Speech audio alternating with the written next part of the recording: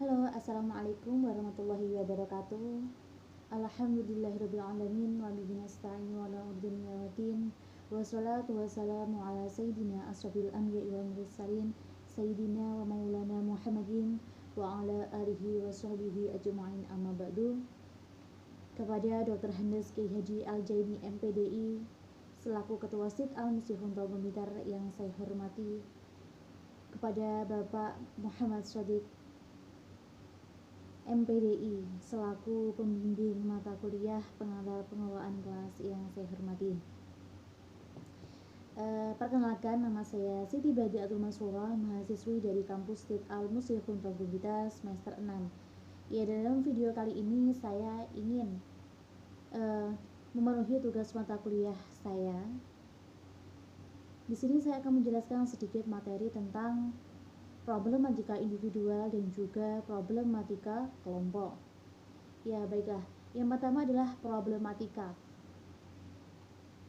Problematika sendiri menurut Kamus Besar Bahasa Indonesia yang memiliki arti persoalan ataupun masalah.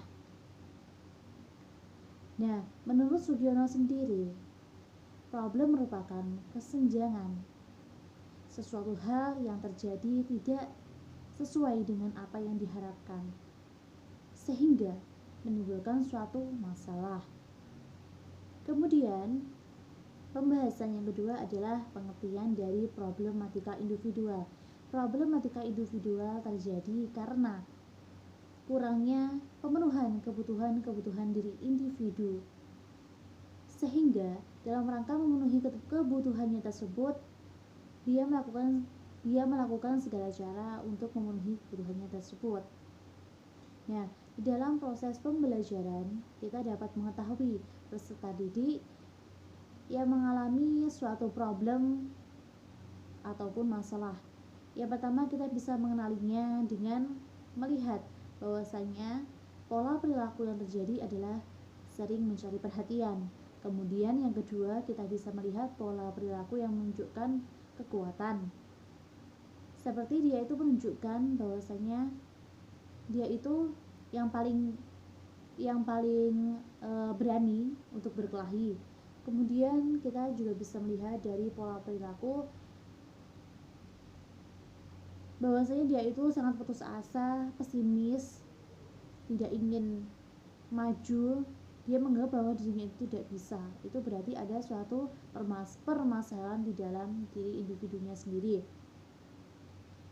Nah, kemudian yang kedua adalah problematika kelompok. Problematika kelompok sendiri ini terjadi di dalam suatu kelompok karena tidak terpenuhinya kebutuhan di dalam suatu kelompok, sehingga misalnya di dalam kelas itu kelasnya menjadi tidak kondusif. Kemudian peserta didiknya juga bersifat pasif dan juga acuh, tidak tertarik kepada proses pembelajaran. Nah, ada beberapa faktor yang menjadi sebab adanya suatu masalah. Yang pertama adalah faktor dari psikologis, kemudian juga faktor pubertas, kemudian juga ada faktor dari keluarganya sendiri seperti broken home, dan juga ada lagi ya, seperti lingkungan sekolah yang kurang kreatif dan juga bersifat otoriter, serta dari lingkungan masyarakat yang bersifat spekulatif.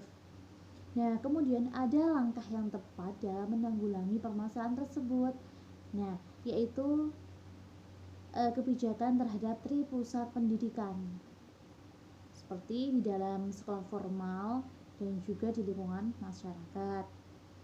Kemudian untuk menanggulangi di dalam kelas, kita bisa menggunakan prinsip-prinsip dalam pengelolaan kelas.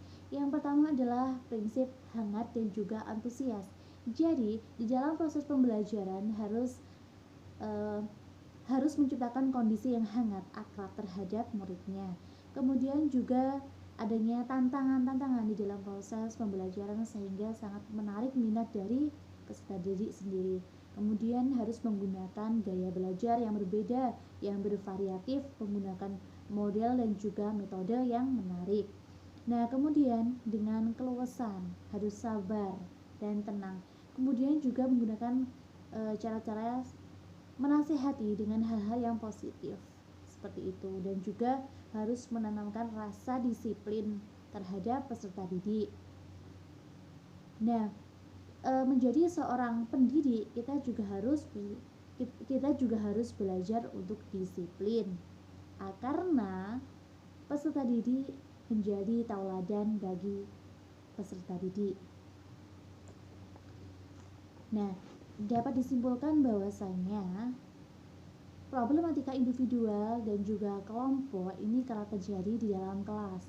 Nah, menjadi seorang pendidik kita juga harus pintar-pintar mengenali masalah-masalah yang timbul tersebut dengan melihat beberapa ciri-cirinya. Demikianlah materi yang dapat saya sampaikan, ada kurangnya saya mohon maaf. Wabillahi taufiq wal hidayah. Wassalamualaikum warahmatullahi wabarakatuh.